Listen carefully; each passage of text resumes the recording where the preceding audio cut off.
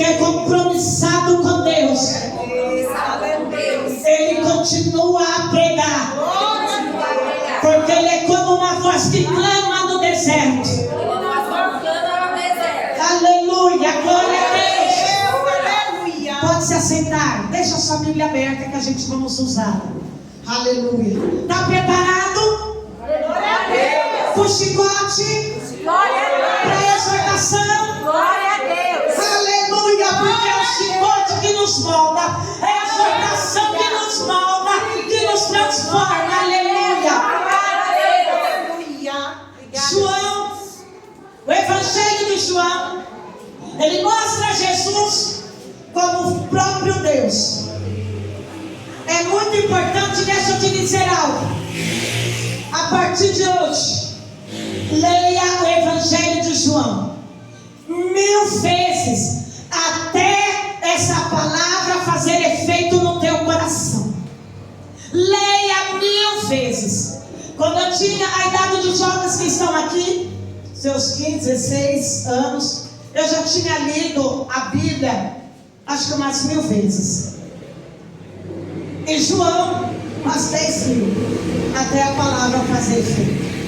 E continuo lendo, relendo, porque eu sei que a palavra é rema, é reveladora, é viva. E quanto mais eu estudo, quanto mais eu me empenho, mais ela mostra o poder e a glória de Deus para a minha vida. Aleluia, glória a Deus. Quem é João? Porque é uma peça tão chave na Bíblia toda. Quando você lê Mateus, o Evangelho de Mateus, o Evangelho de Marcos, o Evangelho de Lucas, são os evangelhos que estão interligados entre si. Eles vão mostrar Jesus, a essência de Jesus e os milagres de Jesus. Se você olhar em Mateus, você olha em Marcos, o mesmo milagre está sendo relatado de um ponto de vista diferente, mas o mesmo milagre, o tema central está lá. Se você olhar em Lucas, Lucas vai reescrever e mandar para Teófilo, vou mandar para uma pessoa relatando os milagres de Jesus. Mas João não. João, ele vai relatar a mais profundidade,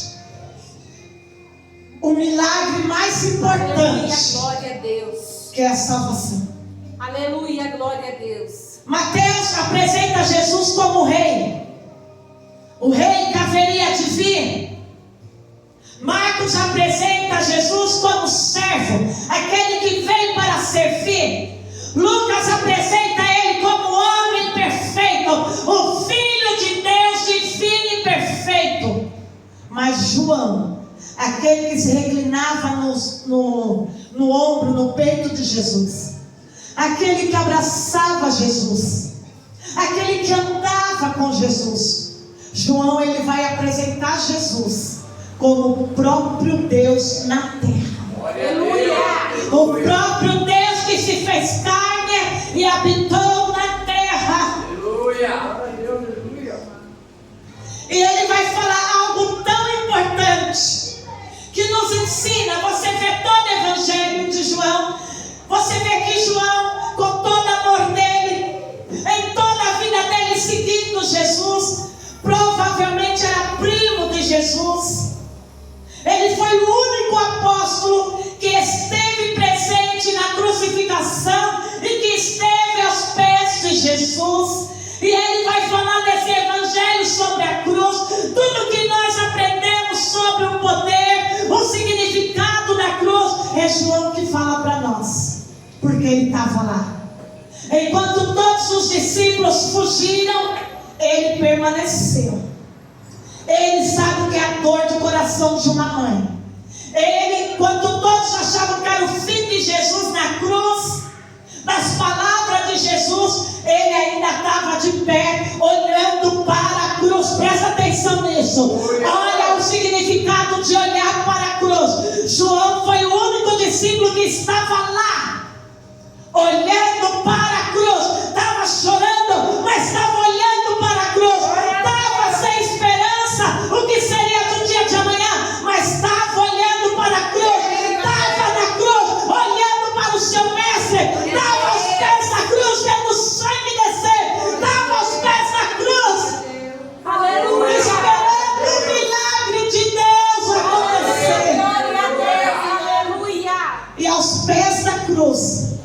ele recebe uma missão na vida dele.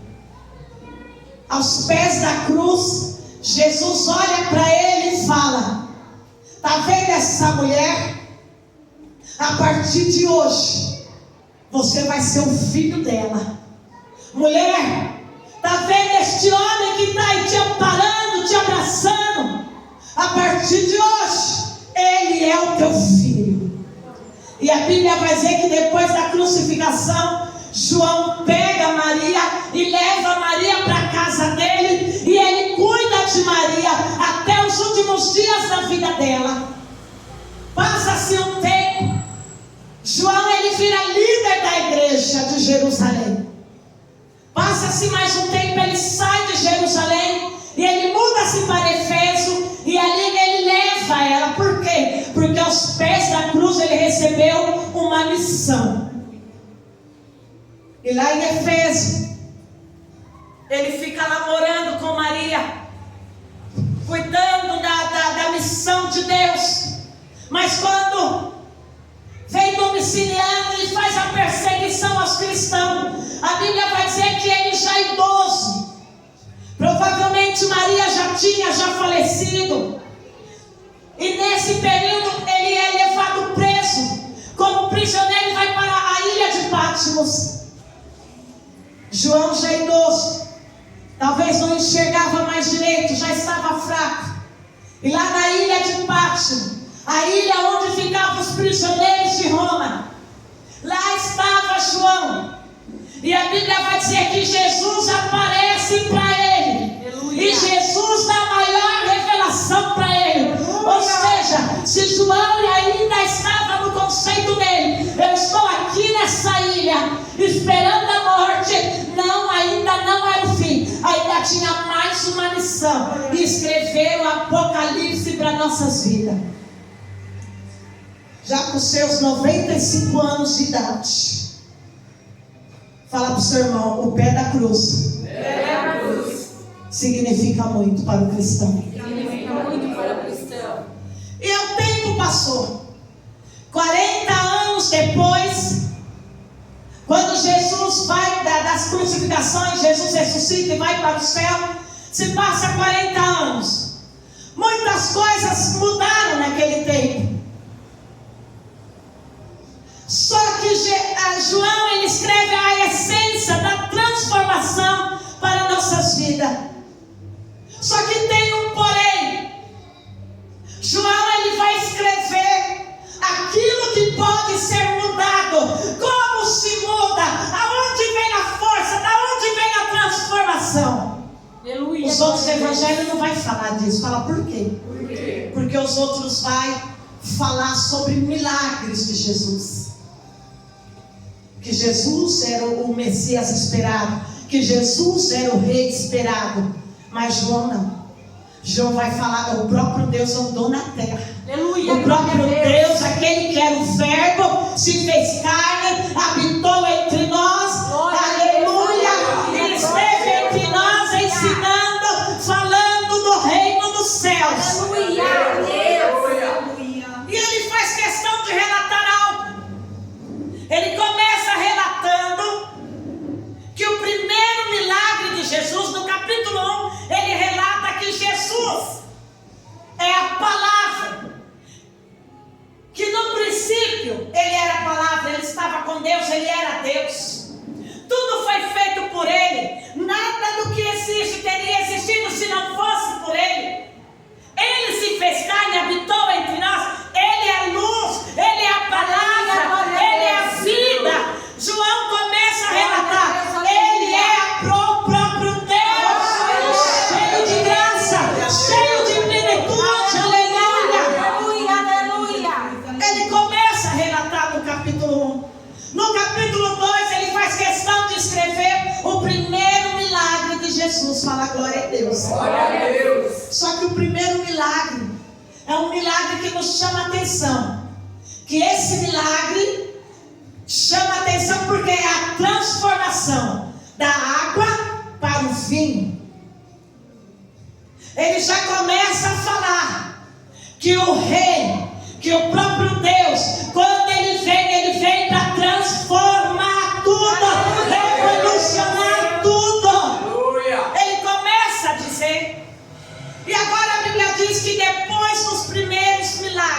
Jesus, do seu primeiro milagre de transformação, que este sinal milagroso revelou o quê? A glória dele, que ele era Deus.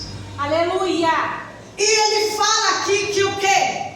Que os discípulos creram nele. Glória a Deus. Por causa que esse milagre foi tão profundo, impactou Aleluia, tanto, glória a Deus. que revelou que era o próprio Deus que fez esse Santo milagre. Deus, aleluia. Ninguém poderia fazer esse milagre. Era o próprio Deus. Vamos ver a situação do contexto. Agora a Bíblia vai dizer que está acontecendo uma das festas principais. Está chegando. E essa festa se chama Páscoa. Existem 3 festas principais no judaísmo, que é a Páscoa, e no cristianismo, que é a Páscoa, é o Pentecostes e é a festa dos tabernáculos, também conhecida como festa do Purim, ação de graça. E que a festa da Páscoa estava chegando. Jesus, Maria e seus discípulos saem do casamento, da festa, das bodas do casamento, e que agora eles vão para Cafarnaum, e que depois de alguns dias eles resolvem subir para Jerusalém. E quando chega em Jerusalém, qual a primeira coisa que Jesus se depara? Jesus vai se deparar que no pátio do templo, chamado pátio de adoração, que no pátio do templo não tem adoração, mas tem homens vendendo, há um grande comércio, e há o que? Os cambistas, que trocavam a moeda estrangeira por uma nova moeda. E você vai entender o porquê, o contexto aqui. O porquê Jesus derruba a mesa dos cambistas. Porque Jesus faz um chicote e joga nos cambistas, derruba as mesas dele. Jesus está irado, com raiva, nervoso? Não. Jesus tem tanto zelo pela casa do Pai, que é lugar de adoração, não é lugar para bagunça, não é lugar para irreverência, não é lugar para qualquer coisa, é lugar de adoração. E naquele exato momento, todos os gentios que estavam vindo para essa festa, eles estavam sendo o quê? Proibidos de adorar, porque no lugar da adoração estava uma bagunça. Fala, por que se tornou uma bagunça? Quando você chega na metade da Bíblia, da sua Bíblia, você vai ver uma página em branco. Essa página em branco significa tempos de trevas. 400 anos que Deus não manifestava a glória dele, que Deus não derramava do Espírito dele, que Deus não usava nenhum profeta, Deus não se revelava, Deus não falava. Ei, e agora esse povo, 400 anos sem ouvir a voz de Deus, adivinha o que aconteceu? Uma bagunça. Adivinha só o que houve na vida daquela geração? Uma bagunça. Se Deus não está falando, se o Espírito de Deus não está falando, quem é que estava governando? Satanás e a carne. A corrupção era solta nessa época. Os sacerdotes já haviam se corrompido. E agora chega o rei, o próprio Deus, para botar tudo no lugar. Glória a Deus, aleluia. Agora você já está entendendo a situação. Porque que João começa a explicar como estava a situação dos corações. 400 anos sem ouvir a palavra, que é o Espírito Santo. Aleluia, glória a Deus. Imagina a crosta da carne imperando, a corrupção imperando. João começa a dizer, na história nós vemos que os sacerdotes todos aqui nessa época estavam com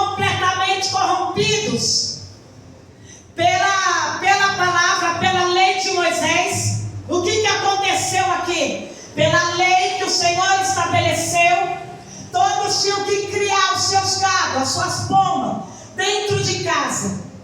E que o povo judeu, durante 3 vezes ao ano, tinha que subir para Jerusalém e dar os seus dízimos, dar as suas ofertas, dar o sacrifício.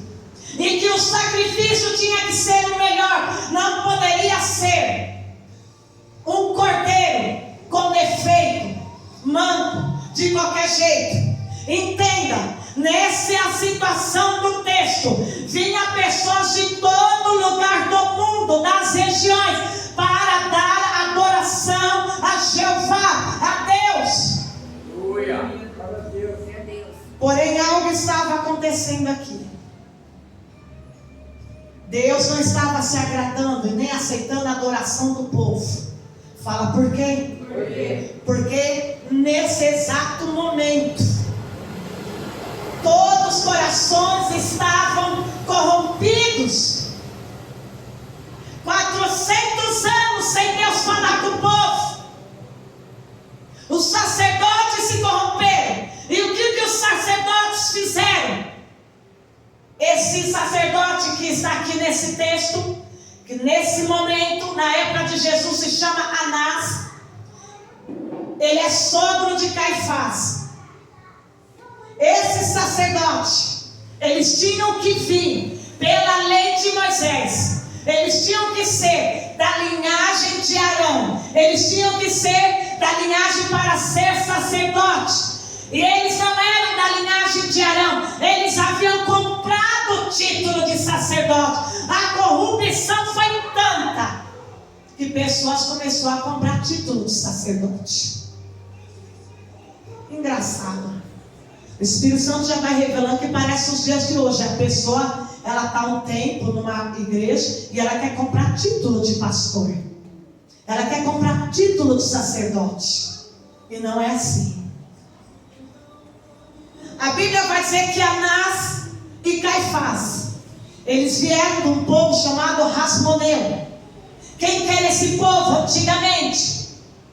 Era um povo que através do povo que se chama Macabeus, lutaram, tiraram os gregos de Jerusalém, na qual havia invadido. Só que tem o seguinte: esse povo dominaram Jerusalém, voltou os cultos em Jerusalém. Porém, eles não queriam ser sacerdotes apenas, eles queriam ser rei. E pela palavra de Deus, sacerdote era separado para ser sacerdote, profeta era separado para ser profeta, e rei era ungido para ser rei. 3 coisas completamente diferentes, na qual não podia se misturar.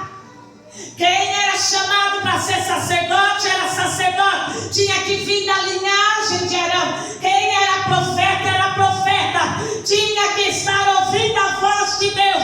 Quem era rei tinha que governar o povo. O Espírito Santo já está falando ao teu coração. Os pastores hoje querem ser políticos. Sacerdotes hoje que têm o chamado verdadeiro de Deus, têm abandonado o teu chamado para se enfiar na política de hoje. Não é o que a Bíblia ensina. Ah, pastora, mas tem que ter homens e mulheres de Deus lá, tem que ter mesmo. Mas quem tem chamado de Deus tem que priorizar o teu chamado. Não se mistura a política com Deus. É por isso que Deus levanta rei. O rei, ele anda do lado do sacerdote, porque Deus revela para o sacerdote e o sacerdote instrui o rei. Aleluia. É por isso que nós vemos tantas bagunças nos dias de hoje. Por isso que você vê pessoas que têm um grande chamado. Ela está liderando, ela está na função de sacerdote, mas os olhos, pelo aquilo que chama a atenção de poder, a leva para a política. E depois você vê tudo de ruim que acontece, porque estão saindo da raiz da palavra. Fala para o seu irmão: Glória a Deus. Glória a Deus. Esta é a igreja. Essa igreja Ensina ensina a raiz da palavra. a raiz da palavra. Ela não mudou. Ela não mudou. Se você tiver um chamado para ser pastor, você vai ser pastor. E se for nessa igreja, jamais você vai se misturar com a política. Se você quiser ser um político influente, eu quero ajudar, quero fazer ação social, eu quero estar no meio da política, eu gosto da política, você pode até gostar, mas terá que deixar o pastorado. Terá que deixar o ministério para assumir a função do mundo aí fora. Porque água não se mistura com óleo, nunca vai se misturar. Sacerdote é sacerdote, pastor é pastor, mestre é mestre, político é político. Glória a Deus. Aleluia. Mas Davi era rei e também era um grande político. Davi tinha unção de rei, mas não era sacerdote. É por isso que no momento da vida dele, ele caiu feio e pecou com Batseba, que você conhece a história. Rei é chamado para governar, ainda que receba unção, ele vai precisar do sacerdote para ouvir a voz de Deus. Glória a Deus. Eita, Deus poderoso. Aleluia. E Anás compra título. Caifás, que é genro dele, está governando lá. Porém tem uma coisa, a Bíblia vai dizer que na lei de Moisés tinha 613 leis para ser cumpridas. 248 das leis, ela vai dizer o que não pode, o que você deve fazer. E os restantes das leis vai dizer o que é proibido de se fazer. A Bíblia vai dizer que o sacerdote tinha que estar empenhado na palavra de Deus. Mas não era assim com Caifás. Não era assim com Anás. Eles gostaram tanto daquele governo. O que eles fizeram? Resolveram mudar as regras. E qual eram as regras dele nesse texto aqui? As regras deles eram o seguinte. A Bíblia diz, a palavra diz que o povo tem que criar o animal na sua casa. E do melhor desse animal tinha que levar no dia da adoração. Mas vamos mudar as regras. E a regra era o seguinte: a partir daquele momento, os animais teriam que ser comprados dentro do templo. E você já está entendendo que Anás e Caifás e alguns líderes, eles começam a ser grandes produtores de animais, de gado, de pomba. Eles começaram a se enriquecer com aquilo. Já começam a quebrar regras. E agora eles criam uma outra lei. Ninguém mais vai trazer o seu animalzinho de longe para adoração. Vão trazer o dinheiro, junto com os seus dízimos ajuntados o ano inteiro. Vocês vão trazer o dinheiro. Só que tem o seguinte: não era qualquer dinheiro. Eles agora teriam que comprar os gado para a adoração do sacerdote. E como seria essa compra? Essa compra seria o seguinte: eles criaram uma moeda única. Os próprios sacerdotes criaram uma moeda, e o nome dessa moeda é treta dracma síria. Ou seja, qual a moeda corrente na época? A moeda corrente na época era o stater, era o dracma, era o treta de dracma também. O stater era uma moeda romana, era o que circulava no momento em Jerusalém em todos os povos. Só que para entrar no templo e fazer adoração, eles tinham que pegar as moedas deles e ir na casa de câmbio, que os próprios sacerdotes criaram, e trocar a moeda pela moeda do sacerdote, o treta dracma síria.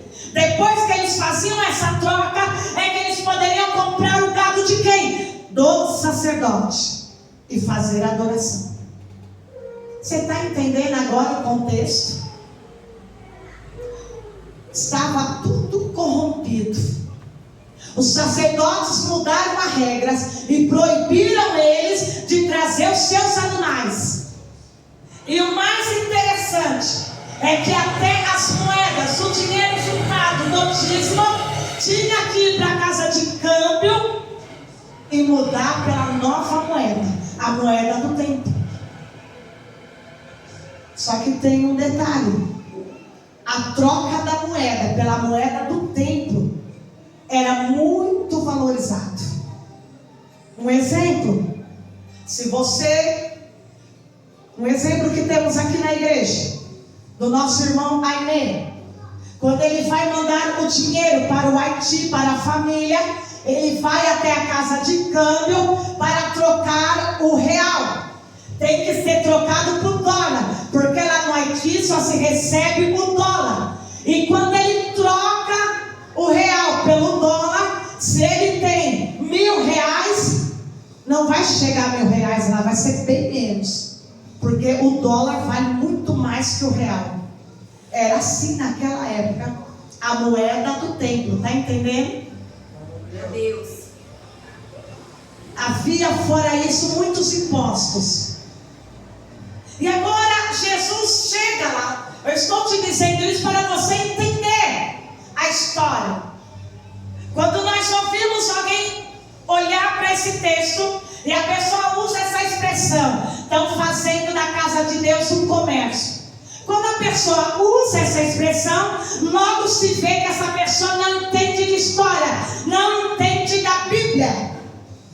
É a mesma expressão que Satanás coloca na boca de muito cristão. Eu sou a igreja, não preciso ir na igreja. É uma expressão, logo você vê que aquela pessoa não nasceu de novo, não se converteu. Ela não sabe o poder, ela não sabe o que quer dizer igreja. E o que agora Jesus faz? Ele chega lá, ele se depara com aquela situação. Os gentios que vinham de longe, que estavam com o coração para querer adorar, queriam chegar a Deus, queriam chegar no templo de Deus. Muitos eram impedidos, porque o valor dessa moeda, tetradracma síria, era muito alto. E para aquele povo daquela época, não poder comprar uma pombinha, não poder comprar um cordeiro para adorar a Deus, era a maior dor que eles poderiam carregar na alma. Eles se sentiam totalmente excluídos.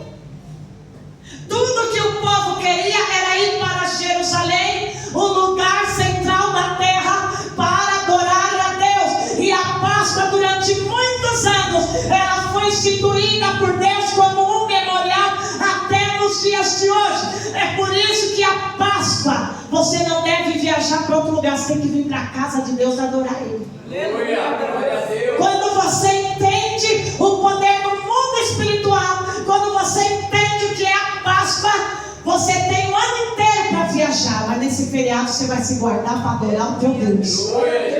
Aleluia. Jesus se depara com tudo isso.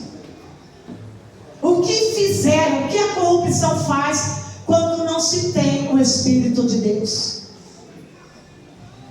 Agora Jesus prepara o chicote e Jesus começa a dar nas costas daqueles judeus, dar na costa daqueles homens. Começa a virar as mesas, derrubar aquelas moedas de câmbio, de troca. Jesus começa, mas Jesus não está irado, não está com raiva. O que Jesus está? Ele está se consumindo, porque ele diz: aqui é lugar de adoração, tem que ter reverência, tremor. O povo havia perdido o tremor pelo poder de Deus. Era o que Jesus estava mostrando para eles. Só que tem uma coisa: é a partir desse momento que eles começam a odiar Jesus. Fala por quê? Porque Jesus chama agora a atenção dos líderes. A primeira atenção que Jesus chamou foi o seu primeiro milagre no casamento, transformando a água em vinho. Jesus chama o milagre, chama a atenção. E muitas pessoas creem nele. Muitas pessoas começam a pensar: para ter esse tamanho milagre, só pode ser vindo da parte do Deus vivo. Glória a Deus. Jesus chama a atenção no capítulo 2, mas agora no capítulo 3 ele vai chamar a atenção de quem? Dos líderes do Sinédrio. Sinédrio é o quê? É a autoridade dos religiosos. Jesus chama a atenção por quê? Porque foi acabar com aquela bagunça. E Jesus começa a ser odiado a partir daqui. E é o Sinédrio que começa a tramar a morte de Jesus a partir daqui. É por isso que agora Jesus, ele diz: essa é a casa do meu pai, não façam isso. Jesus estava tendo selo, colocando tudo em ordem. Aleluia. Aleluia. E agora você vê que os judeus chegam para ele e falam: com que autoridade você pode fazer isso?